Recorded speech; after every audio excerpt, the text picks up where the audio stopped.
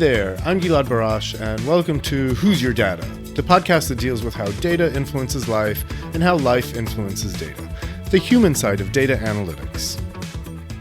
The field of public health has always involved collecting and analyzing data, but when a worldwide pandemic hit suddenly, it was necessary to speed up these processes so as to make decisions and recommendations in real time. As the pandemic changed and shifted with vaccines and treatments, so did the need for public health data. In this episode, I talked to Amelia Burke-Garcia and Lucy Rabinowitz Bailey of NORC at the University of Chicago, an independent research organization who conducted just such a study in real time to understand the pandemic's effect on mental health and coping strategies. We talk about the kind of data they used, the challenge of collecting it and processing it so quickly, how data changed throughout the pandemic, how they approached issues of bias in the data and privacy, and how AI figured into the equation. We also touch on some hot topics in the news, the proposed moratorium on generative AI research and its effect on public health research, as well as the effect of social media on teen mental health. Let's get to the interview. Hey, everybody. Welcome to Who's Your Data podcast. With me today, I have two guests. We have Amelia Burke-Garcia, the Program Area Director, Digital Strategy and Outreach at NORC at the University of Chicago, and Lucy Rabinowitz Bailey, a research scientist at NORC. Hi, ladies. How are you doing? Morning, Gilad. We're well. Thanks so much for having us. Thank you for joining. First and foremost, what is NORC and what do you do there? Sure. So officially our name is NORC at the University of Chicago, but we go by NORC. And NORC stands for National Opinion Research Center. But NORC is a nonprofit, nonpartisan, independent research organization that conducts research in a variety of areas on a variety of topics and for a mix of clients that include federal agencies, local and state government agencies and organizations, associations, foundations, and other types of clients. At its core, NORC is a survey research organization. That's what it started as and is a really big part of the work that we do here. But NORC's a really interesting organization comprised of a variety of talented researchers in a mix of areas, and we do work across a wide mix of topics. So we have a large health group, and we do research and work related to public health, healthcare systems and policies and structures. We have a group focused on education related research. We do work on climate. We do work related to justice and civil rights. We also have work that's focused on equity research. We actually launched recently the Center on Equity Research, and that center really focuses on the development of approaches and models and methods that are inclusive and equitable in order to ensure that the data that NORC produces on behalf of its clients is representative of the populations of study and inclusive of the right voices in order to help answer key research questions that our clients might have. We also have a fantastic area focused on health implementation science, which is really looking at sort of the implementation side, the translational side of research, right? How things in practice get done and what the impacts are. And then we have an area that I'm very passionate about and that Lucy and I work on together a lot, which is health communication and communication science. And so this idea related to sort of this study of evidence-based methods and approaches to communicating about health topics to a variety of audiences. Well, that's definitely a lot of topics that are covered at NORC. The study that I wanted to talk to you about has to do with, as you said, around public health and communication that happened during the pandemic. You performed a study related to mental health and coping that you did in collaboration with the CDC. Can you talk a little bit about this work and what research you did related to this and what were the main findings? Yeah, sure. So as all your listeners and you yourself can imagine, in the early parts of 2020, we were just starting to go into stay-at-home measures. The pandemic was sort of newly named. And so CDC and the CDC Foundation had identified the risks for challenges to people's mental health their ability to cope through that part of the pandemic. And they really wanted to put out a communication support initiative that would provide messaging and resources that could enable people to take steps to cope and be resilient through especially those early days of the pandemic. So CDC, the Centers for Disease Control and Prevention, and the CDC Foundation approached NORC in the spring of 2020 to help them stand up, which would eventually become known as the How Right Now or Que Hace Ahora campaign. Que Hace Ahora is the sister Spanish version of the campaign. So we, along with our two partners on the project, Burness Communications and TMN Corp, worked together with CDC and the CDC Foundation to conduct rapid formative research around what people were experiencing in those early days, what kinds of challenges they were encountering as they had to move into stay-at-home orders, couldn't see loved ones, were worried about the virus and infection from the virus and sickness and possibly death from the virus as they were experiencing loss in their life, right? As loved ones that they knew were getting sick and or may have died from the virus. And in addition to that, sort of the struggles financially and emotionally that the pandemic was causing. So people who were struggling to pay rent because their jobs had been, either their businesses had closed or had temporarily closed, worries around being able to put food on the table, pay rent or mortgage. All of those things were kind of starting to come to light very quickly in those early days in the pandemic. And so we really helped CDC and the CDC Foundation to better understand what people were going through and what their needs were. And what emerged from that initial formative work were a couple of things. We learned that people were struggling a lot, that they had a lot of worries. They were going through a lot of different types of emotions, worry about getting sick, worry about finances, worry about the future, loss from missing loved ones, from loved ones who had passed away, grief from some of this as well. So there were great needs during those early days. In addition to that, though, there was a really strong recognition that people needed to cope, that they needed to take steps to be resilient, to get through this time. And they really needed help to do that. And what they wanted from a communications campaign like How Right Now was, really easy tips, tricks, steps that they could take, tools, resources that were low cost, low barrier to entry, not fluffy. They wanted actionable resources that they could really use in their life. So all of this came together in just a couple of months. We conducted rapid but robust formative research between May and July of 2020. The campaign officially launched on August 5th. What's notable, I think, is that this was not a mass media campaign. So we didn't use television ads or billboards or any real kind of mass media to promote the campaign. This campaign was developed through and with partners. And so partners were part of our formative research, and they were our main dissemination strategy for most of the campaign. It was only really kind of later into 2020 when we did a little bit of social media ad buying and a little bit of radio ad buying. But we really leveraged trusted voices to get our messages out to the communities that we were seeking to support in those early days. One of the things that was interesting to me about this study is the fact that, being the black swan event that the pandemic was, when it first hit, our understanding of it was zero. And as time went on, we adapted and we learned more. And so, we changed behaviors and we evolved. And so I wondered if the way that the study was designed, or the way that the data was collected, or the communications were done, changed in any way as the pandemic wore on. And were there maybe learnings that you got early in the pandemic that led to those changes, the adapting of the strategies as the pandemic wore on? Yeah, it's a really good question. I think when we all set out to develop what eventually became known as How Right Now, no one thought that we would be in the pandemic for as long as we were, right? So even now, with COVID still with us, although the pandemic has sort of been officially declared over, we have been dealing with the need to socially distance, the need to wear masks, the need to vaccinate for a long time. And I don't know that that was ever really the intention, right? I think that there was this idea that we would provide coping support and resilience support for a period of time while people were in stay-at-home measures.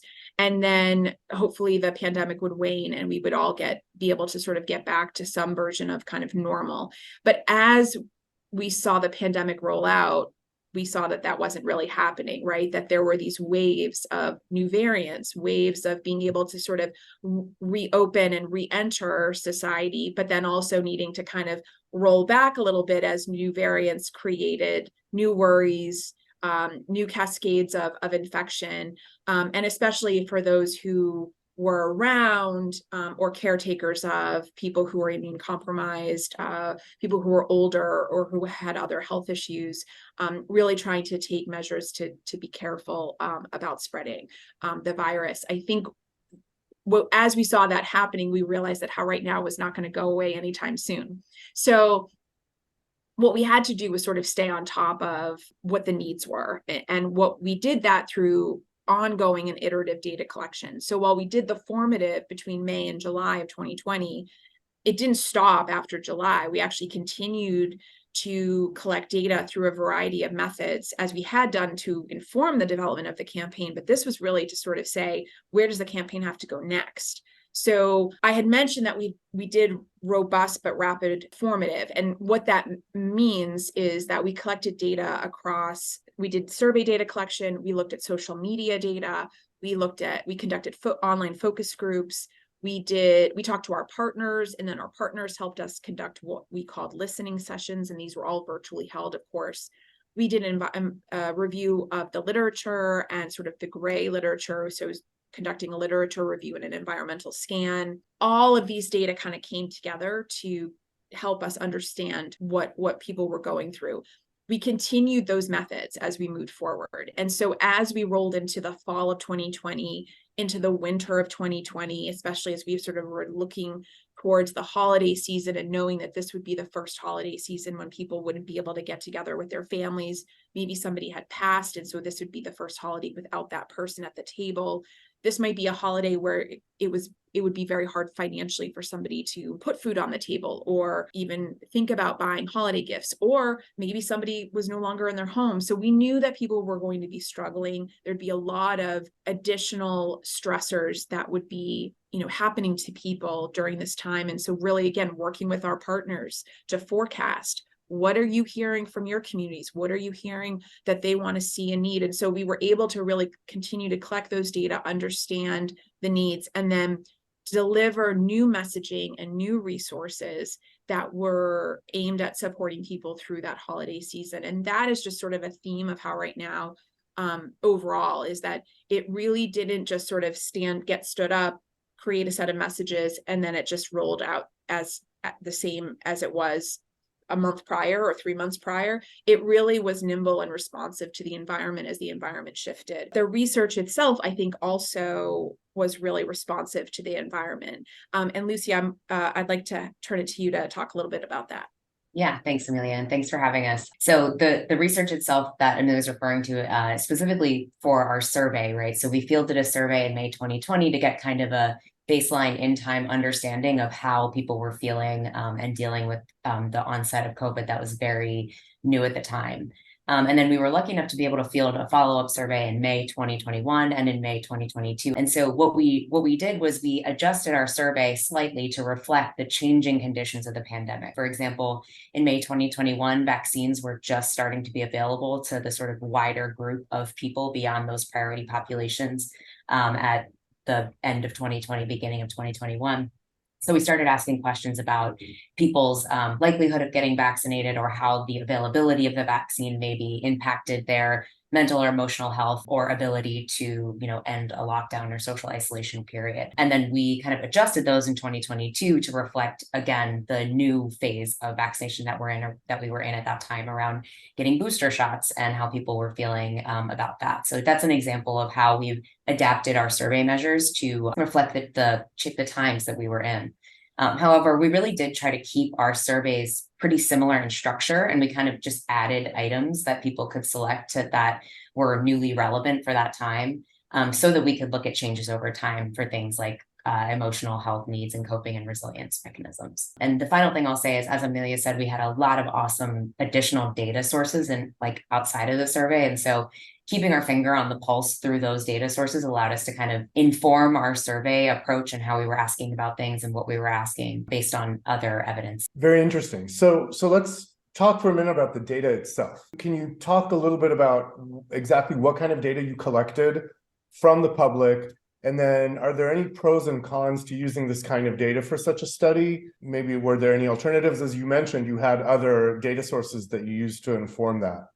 Yeah, so the public use data files that we have now that are available on our website and also in the ICPSR database are 2 waves of survey data. And so that survey data was collected using NORC's AmeriSpeak panel, which is a nationally representative web panel. It's one of the most scientifically rigorous panel available in the US market. And so that allows us to really be able to draw conclusions about a national picture of what people were feeling at a point in time. Our survey was administered using mostly closed-ended or structured responses, meaning that respondents chose from predetermined responses that were on a list or that we had sort of written and piloted, although we always include other open-ended response options to allow for free-form text entry as needed.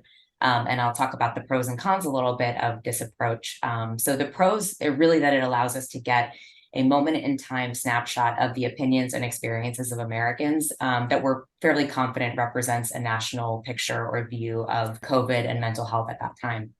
This allowed us to draw conclusions about the prevalence of COVID-related experience and measures of mental health across the US. And another pro is that the fielding is relatively fast. So we can collect about 1,000 responses in 4 days, whereas a mail survey or an interview approach might take 3 to 4 weeks minimum and usually longer than that. So because, as Amelia said, we were in a rapidly evolving setting, we really, that speed and that ability to collect that information in a way that we could use it, immediately after was really important. One potential con or drawback of that approach is that because they're structured responses, we may not be asking about everything that an individual could possibly be experiencing related to COVID and mental health. We tried to mitigate this by, incorporating those findings from the qualitative data collection that we did with partner interviews and focus groups and social media inform the items in the survey. But there's always a chance that, something's not an option that somebody would, want to express to us, or that they're more complex and nuanced experience beyond kind of the structured responses that we had on the survey. In terms of alternatives, it's pretty tricky to find an alternative to a nationally representative survey of this type. I mean, we could have gone out and interviewed like a ton of people representing all these different audiences and experiences to get more qualitative, rich kind of that nuance that comes from a qualitative data source. But we needed to get it quickly and for it to inform the campaign development. And then also, it takes a long time and it can be very expensive to do a ton of interviews that kind of create a similar snapshot. So our desire was really to quantify the experiences that people were having so that we could prioritize our campaign messages and materials to meet the most urgent mental health needs. And so that nationally representative survey was really important for us to be able to do that. I see. And I think that really speaks to, ultimately there's no perfect way to collect data. There are going to be pros and cons to every method, but you choose the one that is the best suited for your purposes. And in this case, the agility and the speed.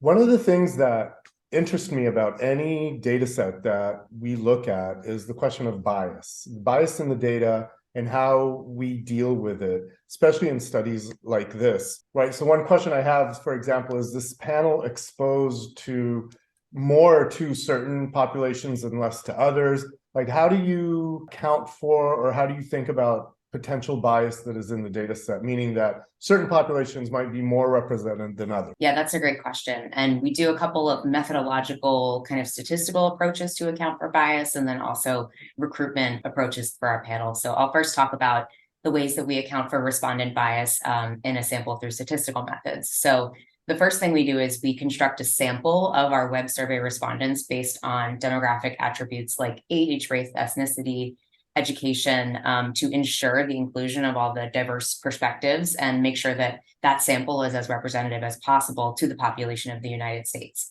And all that happens before we actually collect the data. It's really just the construction of the sample of people that we would be, collecting data from. And then once the data is collected and the fielding is complete, we weight the data. That includes calculating and constructing weights that reflect the national census benchmarks balanced by gender, age, education, race, ethnicity, and region. We do a process called raking that is complex, but generally just know that it allows us to be pretty confident that the weighted data then reflects the demographics of the US population. We have a lot of great weighting and statistical analysts who work really hard to make sure that the weights that they're constructing allow us to draw conclusions about the national profile of the respondents that we have. We also adjust for screener non-response. So because we are a panel, we're derived from a web panel, the participants have to take a screener and participate and agree to take that survey. So we adjust for people who may not be responding in the panel, which decreases that non-response bias. Some bias remains because we're using a web-based panel survey, right? Like there may be differences in people who are on the panel versus not. However, from a recruitment perspective, our AmeriSpeak team at NORC does a really great and intentional job of conducting outreach in person and over the phone to ensure that there is representation of people who may have digital or internet access barriers to kind of minimize the impact of that web-based survey bias. And then in terms of populations, there's different representation of different populations on the panel. We try to increase representation from underrepresented groups.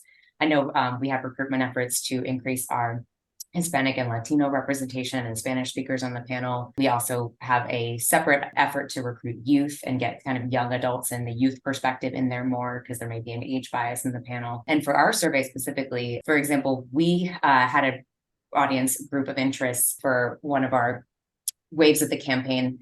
We really wanted to make sure that we had appropriate representation from American Indian and Alaska Native audiences, since our campaign research showed that this group was really in need of mental health support. And we wanted to make sure that we heard from them and were able to draw conclusions about their needs for emotional health and coping and resilience. And so we ended up oversampling that group, which means that we purposely went out and found and boosted our efforts to get a minimum number of respondents from that group so that we could draw conclusions about them. And then ultimately in the final weighting, the weights assigned, even though there was an oversample of that group, but the weights assigned for that data set reflect the overall representation as a proportion of the US population. So we both were trying to amplify their voices, but then also be able to make it a nationally representative data set. Okay, so let's talk about another topic that I think is very pertinent in this case, and that is privacy. So one thing that's special about the study is that you are making the actual underlying data used for the research available to the public. My question about this is, well, I have a couple of questions about this. First of all, what prompted the decision to do this? Is the standard to do with public health data, and what you're hoping that it will get used for, but also as it pertains to privacy, especially with public health data, can you talk about how you thought about keeping this data private and secure and anonymous? Yeah, sure, Yod. So yeah, one of the exciting things that I think How Right Now has done over the course of, I think its life, is that there have been a number of firsts for this campaign, right? So it really has been a model for rapid, formative research to understand people's needs in an emergency situation. It's been a campaign that's been informed by data collection that has been collected all remotely because we couldn't get together with people in those early days of the pandemic. It's been evolved based on ongoing data collection, which oftentimes health communication campaigns can't do or don't have the resources for. And so being able to inform its direction based on real-time data collection is really unique. It's been partnership based, right? So not mass media based. It's been through and with trusted voices. We're excited to announce that we've also made our data, our survey data in particular, available for public use. And that is something that you just don't see a lot in the health communication campaign space. And I think it's notable because I think here at NORC, as well, just in general, I think within the research and survey research fields, there is a commitment to data transparency and to share kind of what goes into developing something like How Right Now.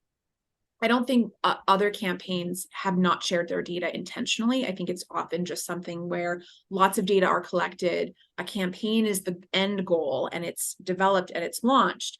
And then those data oftentimes don't ever see the light of day beyond what their primary use was for, which was to develop the thing, right? The campaign or the program. And I think what's really exciting is that as we started to think about all of the resources and time and effort that went into develop How Right Now, we really wanted to maximize the value of what had been done and the data that had been collected.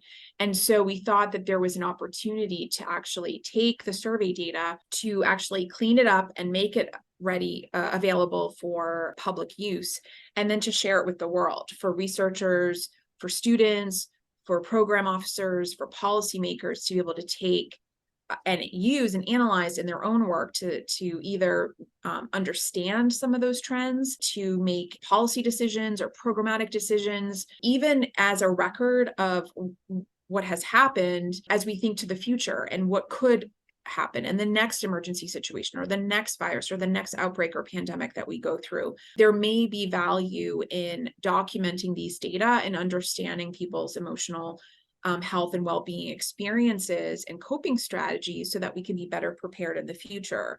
So the campaign, along with CDC and the CDC Foundation, we decided to take the data and make it available. And we wanted, as part of this conversation, to let your listeners know that these data were now available. You can access them on NORC.org. I can speak about the privacy aspect of it, because we definitely thought about that a lot in preparing these data files for public use, especially because we're asking people to tell us about their emotional state and mental health. First, though, NORC adheres to the American Association of Public Opinion Research, or APOR, Code of Professional Ethics and Practices in all of our survey research. We're a really active contributing member to this organization, and we always hold ourselves to the highest standards of ensuring ethical research principles across the research lifecycle, including when it comes to public use files. So our process is informed by those standards and conducted by really experienced teams who prepare data sets for public use on a regular basis, including for governmental clients like the National Immunization Survey for CDC, for example. One really important step for ensuring privacy in public use files like this is conducting suppression analysis. And this involves examining crosstabs or tables of all the variables in the data to ensure that there are no cell sizes with less than 3 respondents. That's generally our rule. We also carefully examine sensitive variables and their crosstabs to make sure we're not inadvertently putting someone at risk for disclosure of a sensitive variable or part of their identity. And then we suppress or remove variables or respondents if a concern is identified.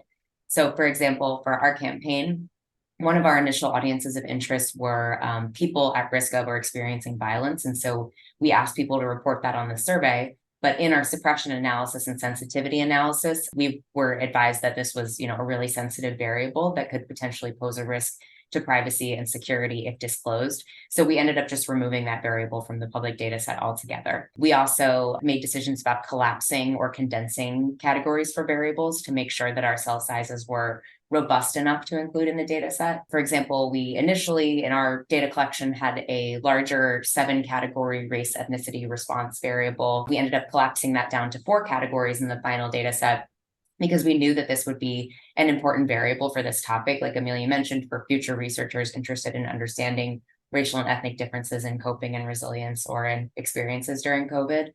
So we wanted to make sure it was in there, but we had to, collapse it down to fewer categories to be able to preserve it for the research without any, disclosure or privacy concerns. We went through this process twice because there are 2 data sets. There's the May 2021 and the May 2022 data. And then we, as part of that development of the suppression analysis and the collapsing of variables, we renamed the variables, developed a code book for each data set so that they could be easy to use and understand for an external audience. And even with the suppression and sensitivity analysis and the steps we took to make sure that we were limiting sensitive information and risk of disclosure, we still ended up with data sets with over 1,000 respondents each in each wave of the data, which is a pretty robust sample size and a good amount of data for researchers to use to investigate these topics. So those steps are really important, and they still lead to a product that we think is really important and usable for public health research. One last question that I have to ask, because it always comes back to AI. But with all the advancements in AI, ChatGPT and DALL-E, do you use or are you envisioning using any of these tools, any other AI tools, being involved in public health research? Well, I could start by answering how we've used it on the How Right Now project research specifically. So we actually use a natural language processing tool called QUID in our research, and NLP is an AI approach. And this tool creates visual networks of news, blogs, and articles in the publicly available media space. And what that allows us to do is get a snapshot of like important themes in the news related to our topics of interest. And it really helps us supplement our research findings derived from published or peer-reviewed literature or any of the other data sources that Amelia mentioned, in addition to the survey, the interviews, the focus groups. So the network created by the QUID machine learning process really helps us see connections to issues and topics that we may not have seen going into a regular search using, a traditional database of journal articles. And that really helps us expand our understanding of the topic. And that is really critical during COVID, right? When things were constantly changing and the conversations in the news were really kind of directly informing and impacting people's emotional states in a way that we thought this was a really critical data set to tell the full story of COVID and emotional well-being. I would say as an organization, one of the big areas with AI, of course, that we're concerned with, but that's been, I think, documented quite well in the media, is the issue of bias and the fact that there's always going to be, these models are developed by humans and they're trained on data that's collected by humans. And so there's inherently a bias to them. We've seen this reported in terms of the release of DALL-E, right? And the fact that you type in doctor and it spits out an image of a white man. And so we're seeing how some of the biases are just very kind of on the nose in terms of what these AI models are producing. And so at NORC, we're really excited to be exploring the mitigation of such biases in the development of these models. And in particular, we've got a new project going on where we're working on the topic of vaccine misinformation, which disproportionately affects communities of color and other historically marginalized communities. So we are starting to work on that. We are early in the process, but we hope to have more insights later and throughout the course of this year in terms of how do we develop models that address these biases in the data and in fact can help us identify misinformation more effectively. Well, you're going to have to come back on the podcast to talk about those findings because that will be fascinating. Yeah, happy to. All right, it is time for Hot Topic. The first thing that I want to talk about is an opinion piece that I found in The Hill. It involves the whole urging of artificial intelligence labs to institute a 6-month moratorium on AI research, given the growing concern around the unintended consequences that people have been talking about. And there was a specific call to public health researchers because of concerns around poor model interpretability, lack of regulation, data sharing, and of course, the broader privacy and ethical concerns that incorporating bias into its algorithmic data structure.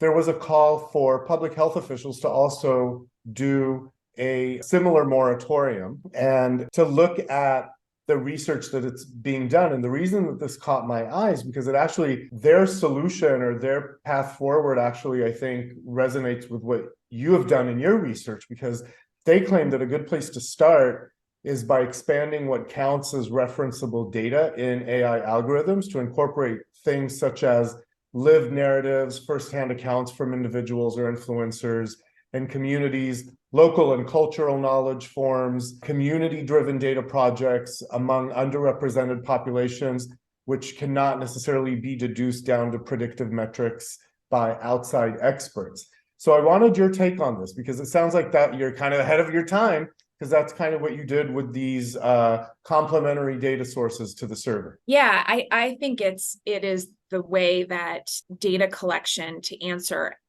research questions should be done. I think you said it, Gilad. Every method for data collection, every type of data has an inherent bias or limitation. That said, the multiple sources of data can help answer questions either better right? So more robustly giving, Lucy mentioned the value of looking at both quantitative and qualitative data together, because the structure of survey questions can be somewhat limiting, right? In terms of being able to gather that full picture of what people are going through. By looking at quantitative and qualitative data together, you start to get a glimpse into more of the context or full story of how people are responding and what they might be going through. I would also argue that different types of data help answer different types of questions, right? So where we're trying to enumerate something, quantitative data is really useful. Where we're trying to gather a better or deeper or more robust picture of what's going on, qualitative and or triangulated data can be really quite valuable. And I think it's important to recognize that NORC did a lit review about a year ago looking at the kinds of data that are used to support the development of and evaluation of health communication campaigns.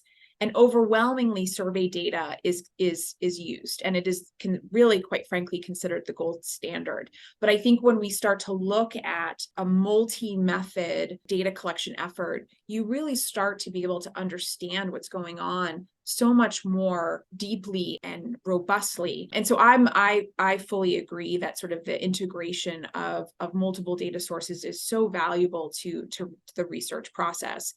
And I would add one more thing, that there's the comment in what you just read about lived experiences or personal narratives. The other issue, and this gets to, I think, the bias in modeling, is that we as researchers, depending on the data we're collecting and the communities that we're working with and the questions we're trying to answer, we may not always be the best suited to understand kind of really what we're seeing in the data. And so bringing communities into the research process is incredibly important. And NORC is actually doing some work right now where we are working with what we call community boards. And those community boards are members of communities that are experiencing certain types of health issues, or they might be the focus of a particular policy, and we're trying to understand the impact of that policy on those communities. And what we want to do is make sure that we're actually understanding what's in the data correctly. And so working with community boards, they're helping to verify and validate the perception of those data. And so I think that really gets us to a place of not just being inclusive to say we're inclusive, not just making sure that we're using a multi-mode approach to our research, but that we're actually getting good data and meaningful data to answer our questions correctly. So I think all of those perspectives of multi-mode and really bringing the communities that we're working with and that we aim to support and serve into the research process, it becomes so valuable and really vital to the success of the project, whatever that project may be. Yeah, that makes a lot of sense. Or the second thing that I want to talk about, due to your involvement with social media as a tool by which you communicate through influencers and tool by which you collect data, I wanted to get your perspective about the topic that's been in the news for a while now around mental health and the use of social media. So study after study says that American youth are in crisis, facing unprecedented mental health challenges that are burdening teen girls in particulars. And among the most glaring data was that there was actually a recent C2C report that showed that almost 60% of US girls reported persistent sadness and hopelessness, and that rates are up in boys too, but predominantly girls are affected. What is your sense around all of that data, the research that's been done around the relationship between mental health issues and social media usage? Yeah, so I don't think that there's a question. There's a crisis in this country. And actually, it's not just in the US. This is something that we've seen come out in the data from other countries over the past couple of years, that in terms of youth and mental health, there are lots of incredible people working on this topic and trying to figure out how do we address the issue of youth mental health. One of the places where I think there has been some focus has been on the role of social media in terms of the heavy use of social media by youth and the connection of that use to mental health outcomes. It's an area that I'm very passionate about. I've actually done a little bit of work in this space over the last year or so, specifically focusing on the connection of social media and youth. And in talking with experts in the field, the main sort of takeaway or the headline is that the jury is sort of still out. There's data that sort of links engagement in social media with worsening mental health outcomes amongst youth. There's also data that suggests that it's less about the platform and more about what you go into social media with. So if you go in with certain types of, with higher levels of anxiety or issues with depression, then those things can get exacerbated by the interactions that take place in social media. I think what all of this points to, and especially in light of some of the recent conversations around Twitter limiting its data access for researchers, TikTok making its data harder to access through its platform, or in some cases, TikTok being even something that might be limited here in the US, more work is needed, right? And that's on a number of fronts. I think there's just not a ton out there in terms of what we know about this space and the interactions of youth in social media and the impacts on their mental health. There are platforms like TikTok where data access is hard. So making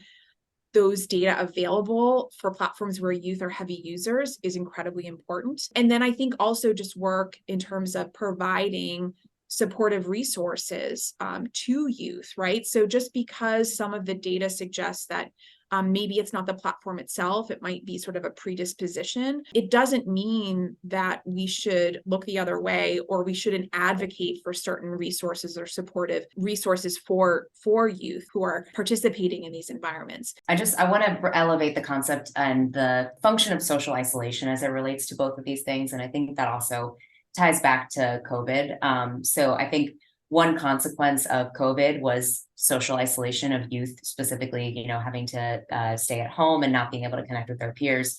And in that way, we saw this in adults and also I think in youth, the ability to connect virtually, right, on some of these platforms and find communities that they wouldn't be able to engage with can actually be beneficial to mental health because it's improving that connection socially. But it can also go the other direction where observing peers or friends on a platform where you're not physically present as a teen girl can really, increase those feelings of social isolation and therefore risk for mental health. And so I think there is a intervening factor here of like, how do we build social cohesion and reduce social isolation broadly, but specifically for this group that might be really vulnerable to kind of more acute mental health needs as a result of that isolating force. Social media can both exacerbate it, but it can also, for people in communities that are cut off or, for an individual who is maybe living in a community that isn't culturally aligned with their own background or their own experiences, they can go find friends or people to connect with online, and that can actually be really beneficial. So not to minimize the negative impacts, but I think we need to take a look that looks at those contributing factors and the causal factors of the mental health problem, rather than just say, it's a function of social media writ large. Right. I agree with that. And if I summarize everything that we said, I would say that, and tell me if I'm thinking right about this, tech may not cause it, it certainly amplifies it, and it doesn't absolve the platforms from addressing it and providing resources or tools to deal with it. And we need more work to understand. Amelia and Lucy, thank you so much for this conversation. This was fascinating, and it was an element of research and work that I was not familiar with in public health and how data and AI pertains to it. So it was very instructive for me. I thank you. If people want to either use the data sets or learn more about NORC or get in touch with you, where can they find you and the data? So the data are located on NORC.org. And if you just search for How Right Now, the How Right Now page will come up. And my work email is Burke-Garcia-Amelia@NORC.org. And Lucy, do you want to share your contact information? Yes, sure. Rabinowitz-Lucy@NORC.org. Yeah, so please reach out if there are questions. And just, Gilad, thank you so much for having us on today. Well, thanks for joining us today and listening to this episode. Please remember to subscribe, rate, and review our podcast. And if you have any questions you'd like addressed, send them to who'syourdatanow@gmail.com. That's who'syourdatanow, all one word, @gmail.com. Thanks, and see you next time on Who's Your Data?